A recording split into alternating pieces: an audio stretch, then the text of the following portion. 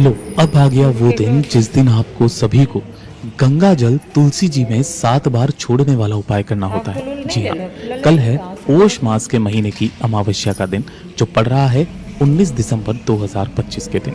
और पूज्य गुरु जी ने विशेष तौर पर कहा कि जब आपके पितरों की तरफ से आपके घर में किसी भी तरीके की कोई समस्या है, आपके पितृ तृप्त नहीं है, तो एक बार अमावस्या के दिन इस उपाय को कीजिएगा। आपके पितरों को तर्पण नहीं, सीधे मोक्ष की प्राप्ति होगी। और जिन घर के पितृ देवताओं को मोक्ष की प्राप्ति होती है ना महाराज, उस घर की रक्षा सदैव शिव करते हैं।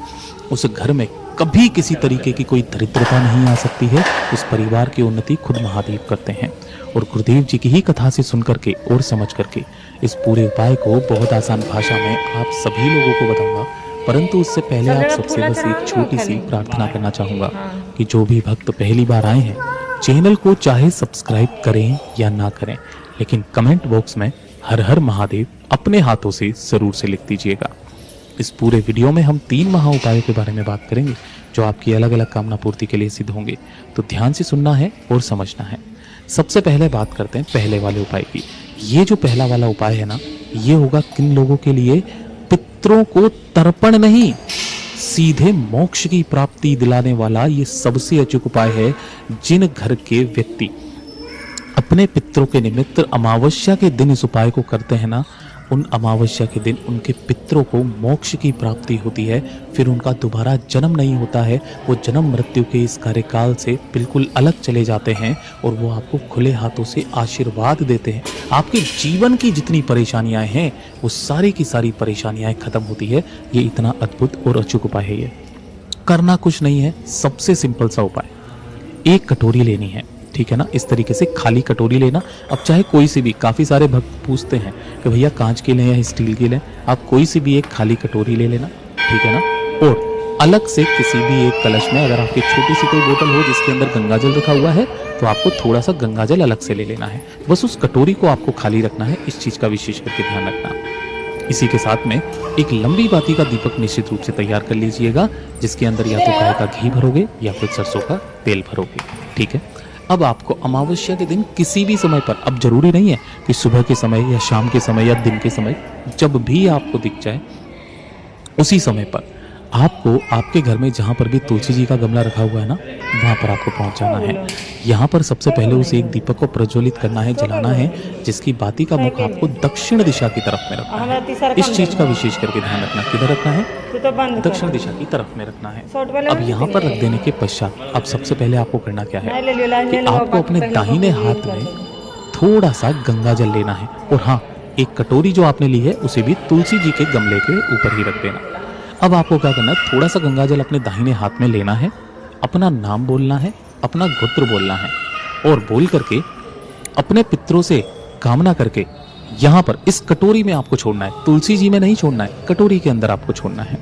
फिर से वापस थोड़ा सा गंगा जल अपने दाहिने हाथ की हथेली में लेना है, फिर से वापस अपना नाम और गोत्र बोलना है, और फिर से वापस आपको संपूर्ण गंगा जल इस कटोरी के अंदर छोड़ देना है। कितनी बार? 7 बार। 7 बार ही आपको अपना नाम और गोत्र बोल करके उस गंगा जल को कटोरी के अंदर छोड़ते चले जाना है। बस इतना सा काम करना है, ढोक देना है, चले जाना है। शाम के समय या रात्रि के समय आपको क्या करना है कि ये जो कटोरी के अंदर आपने गंगा जल भरा है, यानी कि यहाँ पर रखा हुआ है, इस गंगा जल को तुलसी जी में नहीं, इसको लेकर के जाना है। और आपके घर के आसपास जो भी कोई बेलपत्र का पेड़ हो या पीपल का पेड़ हो या वट वृक्ष हो, आपके घर में भी कहीं पर है, तो उसके अंदर जाकर के संपूर्ण गंगा जल को आपको अपने पितरों की कामना करके छोड़ देना है। अब एक चीज का विशेष करके ध्यान रखना, जब भी आप यहाँ पर इस गंगा जल को कटोरी में छोड़ोगे, काशी विश्वनाथ महादेव का स्मरण करके छोड़ोगे। इस चीज का नाम याद रखना, काशी विश्वनाथ महादेव का। पूज्य गुरु जी ने कहा कि आपके कुल के दूर दूर के जितने भी पितर है ना, उन सभी पितरों को महाराज मोक्ष की प्राप्ति होती है। खुले हाथों से आशीर्वाद लौटाते हैं, आपके जीवन की बड़ी से बड़ी समस्याएं टल जाती है। पूज्य गुरु जी का बहुत अद्भुत और अचूक उपाय है, जरूर से कर ही लीजिएगा। बात करते हैं दूसरे वाले उपाय की।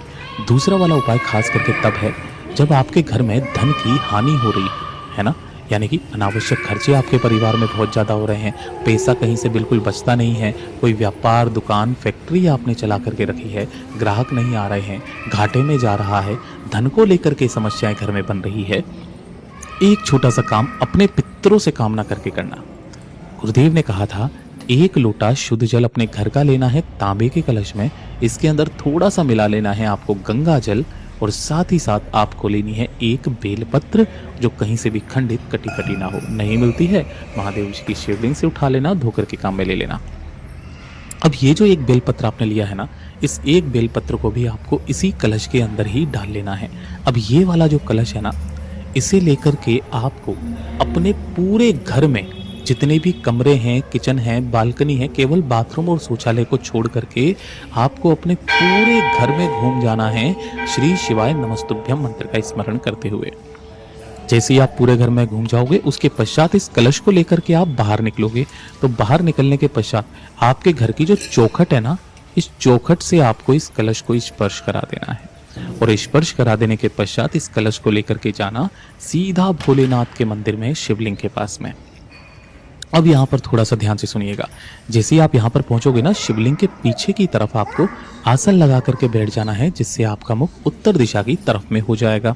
सबसे पहले आपने जो कलश लिया है उसमें से उस बेल पत्र को निकाल करके गुरुदेव ने कहा कि ये जो जलाधारी है ना, इस जलाधारी के मुख पर, इस स्थान पर आपको इस तरीके से रखना है कि जो डंडी है वो जलाधारी से ऐसे नीचे की तरफ में लटकी हुई रहे, है ना। अपने पितरों से धन संपदा वैभव की कामना करके यहाँ पर रख देना, और उसके पश्चात एक लोटा शुद्ध जल भोलेनाथ की शिवलिंग पर एक धारी से धीरे धीरे करके श्री शिवाय नमस्तुभ्यम मंत्र का स्मरण करते हुए संपूर्ण जल को समर्पित कर दीजिएगा। संपूर्ण जल समर्पित होने के पश्चात ये जल जहाँ पर नीचे गिरता है, इस स्थान पर अपना दाहिना हाथ रख के अपने पितरों से अपने घर की सुख शांति समृद्धि धन संपदा वैभव की आपको कामना करनी है, और वापस घर की तरफ चले आ जाना है। लेकर के कुछ भी नहीं आना है। इस स्थान पर ध्यान रखना, अपना दाहिना हाथ की हथेली रख करके निश्चित रूप से आपको कह देना है, पूज्य गुरुजी ने कहा आपके घर में धन की बरकत महाराज दिन दूनी रात चौगुनी होने लगेगी। पूज्य गुरुजी का इतना अद्भुत और अचूक उपाय है, जरूर से कीजिएगा। बात करते हैं तीसरे वाले उपाय की, और ये वाला उपाय थोड़ा सा खास है। किस लिए है? आपको सभी को पता है कि जो अमावस्या होती है और जो पितृपक्ष के जो 16 दिन होते हैं, ये आपके पितरों के निमित्त होते हैं। आपके पितरों को भी भूख लगती है, नई भी चीज़ों की जरूरत पड़ती है, इसीलिए वो भोग भी मांगते हैं। आपके घरों में कभी भी कोई समस्या ना आए, है ना। कई बार क्या होती है कि अगर आपके पितृ भूखे हैं, ध्यान रखना मैं यहाँ लिख देता हूँ, अगर आपके पितृ भूखे हैं ना, तो वो कभी भी आपके घर में सुख शांति समृद्धि नहीं रहने देते हैं। उनको भी कुछ ना कुछ चाहिए होता है ना। और जब वो तृप्त होते हैं ना, तो आपके घर में महाराज समस्या तो आती नहीं है, साथ ही साथ जो समस्याएं आने वाली होती है ना, वो टल जाती है। अब इसका उदाहरण कैसे करके बोल दूं, कभी कभार आपको रात्रि में सोते सोते अचानक से नींद खुलती है, आपको रात्रि में अचानक से भूख लगने लगती है। कोई बच्चा है आपके घर में जो बेवजह रात्रि में उठ करके बहुत जोर जोर से चीखता है, रोता है ना। तो रात्रि में जब भी इस तरीके की समस्याएं, समझ जाना आपके पितृ कोई भूखे हैं, उनके निमित्त आपको अमावस्या के दिन इस उपाय को करते रहना होगा। जब भी समय मिले आप कर सकते हैं। गुरुदेव ने कहा था अपने ही घर पर आपको कुछ भी मीठा भोग तैयार करना है। अब जो मीठा भोग तैयार करोगे ना, कोशिश करना उसके अंदर आप गाय का घी ले लें। अब ज़्यादा कुछ नहीं, गुरुदेव ने कहा ज़्यादा कुछ नहीं कर सको, आप गाय का दूध लेना, मात्र 1 कटोरी के बराबर, उसकी खीर बना लेना थोड़ी सी, ठीक है ना। गाय के दूध की ही खीर बना लीजिएगा आप, और खीर बनाने के पश्चात, सॉरी मैंने यहाँ घी लिख दिया, गाय का दूध, इसकी खीर बना लीजिएगा। और साथ ही साथ आपको लेना होगा एक पीपल का पत्ता। अब ज़्यादा ज़रूरी नहीं है, क्योंकि अगर आपको ये लेना है तो आपको जाना भी पीपल के पेड़ के पास में ही होगा, उपाय भी वहीं पर होगा। 1 लोटा शुद्ध जल भी आपको अपने घर का तांबे के कलश में ले लेना है, और लेकर के आपको पहुंच जाना है पीपल के पेड़ के पास से। यहीं से आप कोई भी एक पत्ता उठाना, स्वच्छ जल से साफ कर लीजिएगा। उसी पीपल के पत्ते के ऊपर आपको यहाँ पर उस खीर को रखना है। अपने दोनों हाथों में इस पीपल के पत्ते को रख करके आपको अपने पितरों से कामना करनी है कि जो भी मेरे कुल के, मेरे घर के पितृ देवता हैं, इस भोग को स्वीकार कीजिए, हमें आशीर्वाद दीजिए। हमारे घर में, हमारे कुटुंब में जो भी समस्याएं आ रही है, उन समस्याओं की काट कीजिए। हमारा परिवार सदैव बढ़ता रहे, कुल की वृद्धि बढ़ती रहे, संपदा बढ़ती रहे, ऐसा आशीर्वाद दे करके इस भोग को स्वीकार कीजिए। आपको फिर उसी पत्ते को यहीं पर आपको रख देना है। 2 मिनट के पश्चात जो जल लिया है उस जल को भी आपको इसी के पास में यहाँ पर अपने पितरों से आगाहन करके यहाँ पर छोड़ देना है। पूज्य गुरुजी ने कहा अमावस्या के दिन पीपल वृक्ष के नीचे आपके पितरों का महाराज आगमन जरूर होता है, वास जरूर होता है। और जब आप अपनी कामना बोल लेकर जब उन्हें पुकारते हो ना, निश्चित रूप से आते हैं, आपके द्वारा दिया गया भोग स्वीकार करते हैं और आपको आशीर्वाद भी दे करके जाते हैं। पूज्य गुरुजी के सभी उपाय बहुत ही ज़्यादा खास और अद्भुत जरूर कीजिएगा। वीडियो पसंद आए तो लाइक करना, चैनल को सब्सक्राइब जरूर कीजिएगा।